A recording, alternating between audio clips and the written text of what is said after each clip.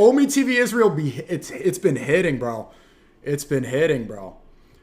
Go back to Omegle because Riyad's calling. I'll do a quick call, Riyad, and go right back. I'm ADHD maxing. That was fire for the Clippers, that one.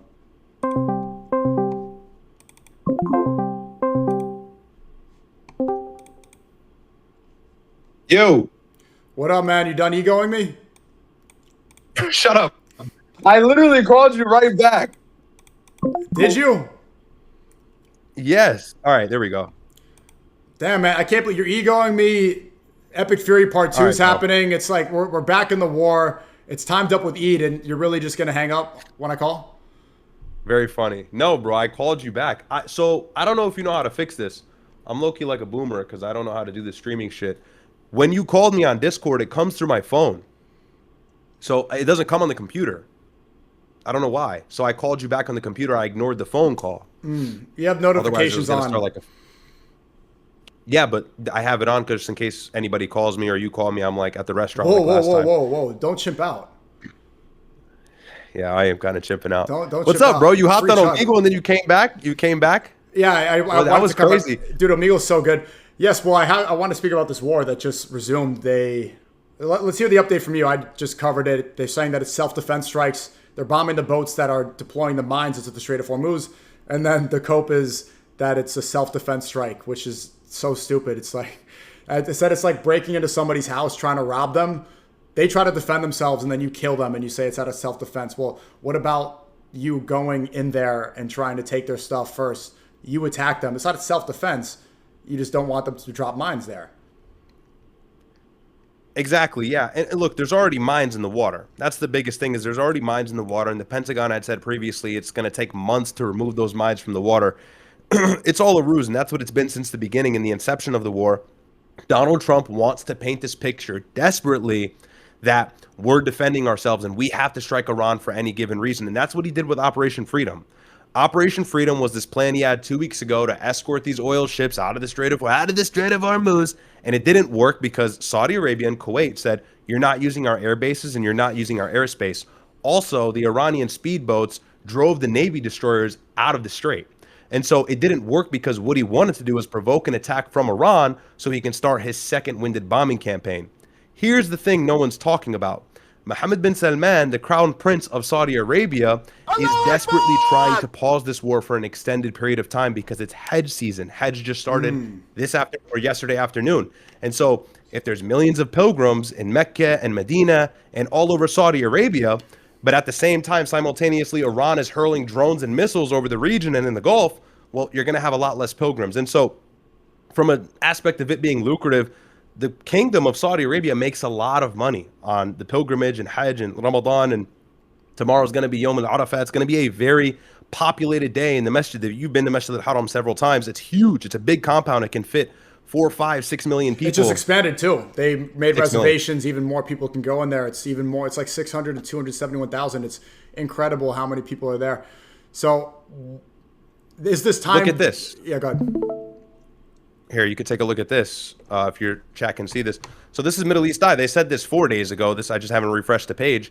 But Trump postponed U.S. attack in Iran after Hajj warning. And that's kind of like the whole rumor that's been floating around, but it makes sense. And Trump said on Truth Social, I got off a call with all these Middle Eastern leaders, Egypt, everything. But obviously, Mohammed bin Salman is kind of like the big dog in the Middle East because he's the custodian of the two mosques. And I think he said at least pause this for 60 or 70 days and allow us to actually make some money and allow our pilgrims safe passage before you resume the war. And so I think that's some of the motivation. But at the same time, it's very difficult for Donald Trump to balance that and let Iran build up their stockpile of missiles while Netanyahu is on the other side trying to continue the war and hit Iran while they can. If you give Iran a 60-day buffer, a 50-day buffer, a 60-day buffer to build their missiles, you're going to go back into the war and it's going to be the same story from February 28th when it first started. They're going to hit all the Gulf nations. They're going to have tons of missiles, tons of speedboats. They're going to have tons of drones, and it's going to be difficult. So I think the methodology from Benjamin Netanyahu is let's keep going and hit the iron while it's hot. Yeah.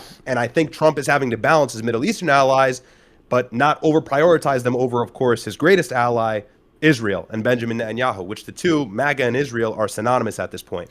So I think that's the real thing here. Now, what Iranian response will be is the biggest thing that I'm interested in right now. The story is still developing, but there's peace talks happening in Qatar. The Iranian delegation, I'm yapping, Yeah, well, sorry. how did that work out? I mean, how did that work out? If the peace deal is supposed to be ongoing, the ceasefire always seemed like it was fraudulent because we all knew the war was going to resume. It's like, it was just how long. That's why it's not really peace talks.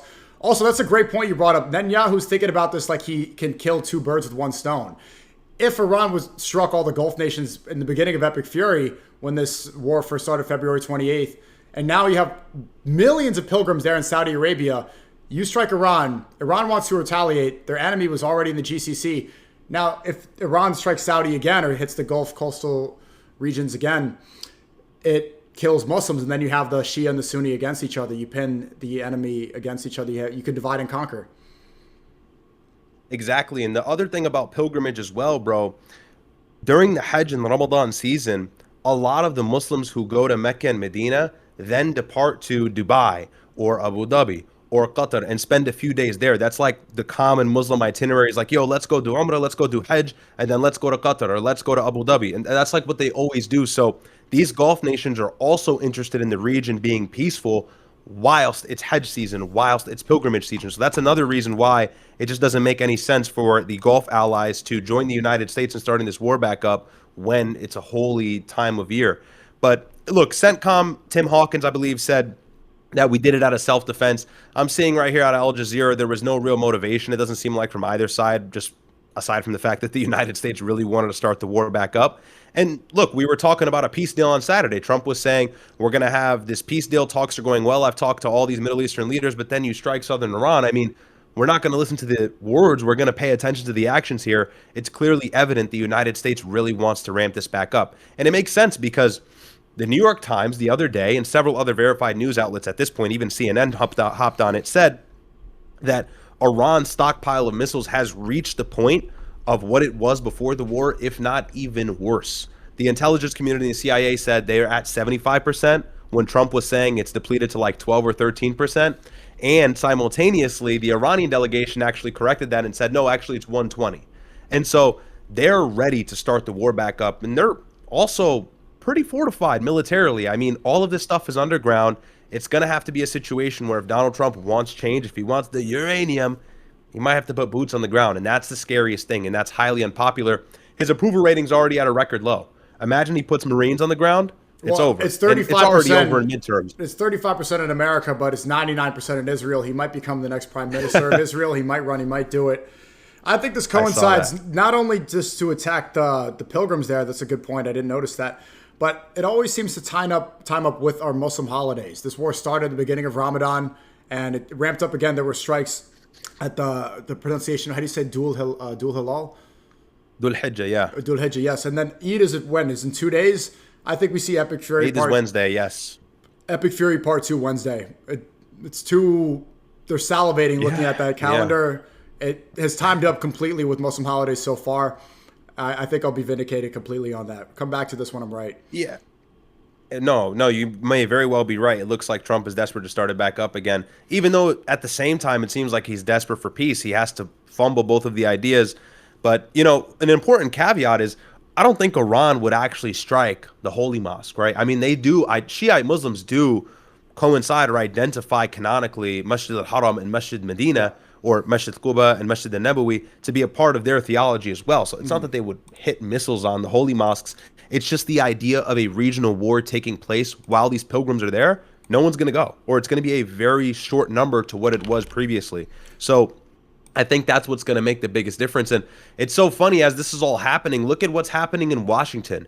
Apparently, and I don't know if you've seen this, J.D. Vance, we'll talk about that. That was crazy. J.D. Vance may not be running for president in 2028 now after Tulsi Gabbard resigned like 3 or 4 days Probably ago. Rubio. Rubio looks like he's running. It already looks I'm telling you, I'm trying to tell people. I'm like, look, neither of them will get my vote. I hate both of them. But J.D. Vance is not nearly as polished as Rubio. Rubio answers questions better. He doesn't fumble over his speech.